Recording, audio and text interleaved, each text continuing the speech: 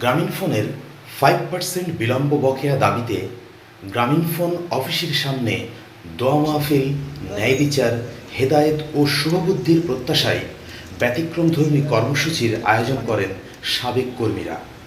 আজ 5 জুন 2026।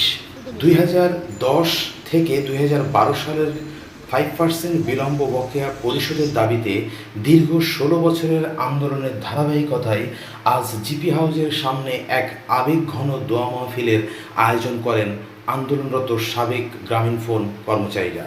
ন্যায় বিচার প্রতিষ্ঠা, গ্রামীণফোন কর্তৃপক্ষের শুভবুদ্ধির উদয় এবং দ্রুত সমস্যার সমাধানের প্রত্যাশায় আয়োজিত এই কর্মসূচিতে অংশ নেন আন্দোলনকারী কর্মী, তাদের পরিবার এবং বিভিন্ন শ্রেণীর পেশার মানুষ। দীর্ঘদিনের বঞ্চনা, আর্থিক অনিশ্চয়তা ও মানসিক যন্ত্রণার মধ্যেও আন্দোলনকারীরা আজ শান্তিপূর্ণভাবে মহান আল্লাহর দরবারে হাত তুলে প্রার্থনা করেন। তারা গ্রামীণফোন কর্তৃপক্ষের জন্য হেদায়েত, ন্যায়পরায়ণতা ও মানবিক সিদ্ধান্ত গ্রহণের তৌফিক কামনা করেন, যাতে বছরের পর বছর ঝুলে থাকা এই সংকটের অবসান ঘটে। দোয়া মাহফিলে উপস্থিত অতিথিবৃন্দ ইসলামের আলোকে শ্রমিকের অধিকার ও সময়মতো প্রাপ্য পরিশোধের গুরুত্ব তুলে ধরেন।